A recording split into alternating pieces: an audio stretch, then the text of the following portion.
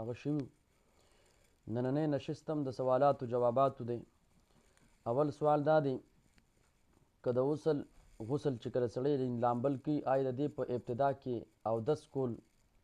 دا لازم دی که نه؟ نو مسنون دی، سنت دی، بهتره ده چې ابتدا کې وشي. او که ونه شو نو خوله کې او پوزه کې سړی لازما اوبه اچي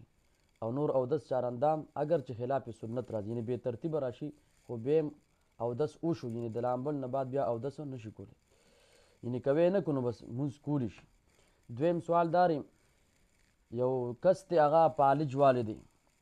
یعنې لاس خپې هغه یو طرف بالکل کار نه کوي.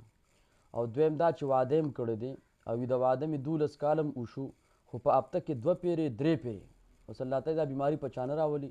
خو سره د واده 2 پیرې 3 پیرې به د باندې هغه غسل اوړي د شپې، یعنې احتلام ورته کېږي. یعنې زه به هر یو غسل ته هغه یعنې احتلام دپاره به غسل کوم لامبم به. نو جواب ورته مفتي فرید صاحب هم دا ورکړو چې بالکل ځکه احتلام دپاره غسل شرط لازمن دی خو ناپاکه دی، هره پیره به دی هغه غسل کوي، د غسل د برکت انشاءالله الله تعالی ورته صحت ورکړي، یعنې همت په نه بیلي. دریم نمبر دا چې کومې زنانه کمسې غټې وي او کمسې تړلې وي، یعنې ویښتې بند دي او دا غسل کوي، نو زموږ فقهاو لیکلي دي که چېرې دا د کمسې کلاو نه کي او د ویښته اوبه ورسي نو بالکل دا ټیک دي، خو یو شرط پکې دا دی چې ویښته بیخي خیرن نه وي، ځکه که مثال دننه پکې هغه خیرې دي تشې خاورې دي نو اوبه رسېدل بیا ګران دي، نو بیا د ویښته پرانځي، او چې کم ویښته پرانستې وي هغه بیا ټول لوند دي، او چې پاکي او دغه شان تړلې وي نو به بیا د ویښته اوبه ورسي بیا د کمسې هغه نه پرانځي. بله مسله دا ده د میرګو والا مریض دی او دی که اوس غسل کوي نو بده باندې چپه راځي، آیا دی تیمم والی شي؟ نو تیمم اجازت ورته شته، خو که اوبو سره هره پیره چپه نه راځي نو بیا د غسل ورته بهتر دی. یعنې مطلب دا یو سړي باندې هغه اختلام غسل پره شو نو د هغې په بدل کې دی تیمم هم ولی شي، بالکل پاکېږي مونځ اودس پرې کولی شي، خو موقع ته کتل پکار دی. یو سړی دی یو لاس یې دی، یعنې یو لاس یې نشته دی، اوس په دې څه کې یعنې یا اودس یا تیمم، نو بالکل د یو لاس والا خلک خو ډېر هغه بانتهایي داسې خدمت او محنت کوي چې داسې د 2 لاس والم نشي کولی، هغه ټول طاقت ورته الله تعالی په هغه یو لاس کې چولي، دی به اودس هم کوي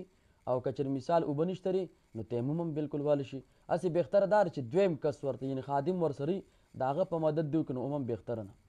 اخیری سوال دا دی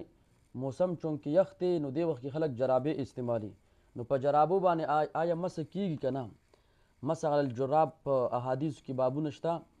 نو زمونږ د اخنافو مسلک به دې کې دا دی چې په جرابو باندې مسح نه کېږي. هغې دپاره بیا فقهاو علامه شامي شرایط لیکلي دي، اگر که دغه اهل حدیث زموږ رونه دي دا نه چې مونږ ورسره مثال دشمني ده، خو دا اختلاف د مسلې دی. د صحابو دور کې دا پستې او دا نرۍ دا جرابې د ربړ والا دا نه وي، دا خو اوسني وخت کې دا ربړ پکې استعمال دی.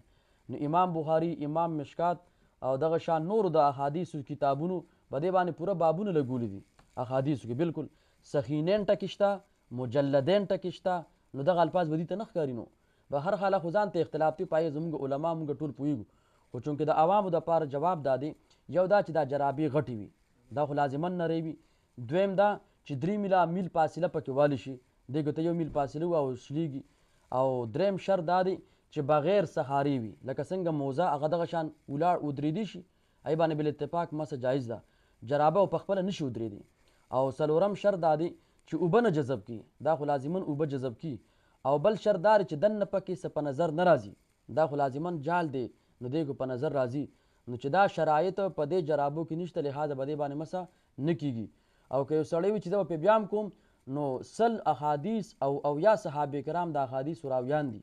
نو دی به لازمن بیا د دغې نه انکار کوي، بیا د په جرابو مسح کوي. معنه دا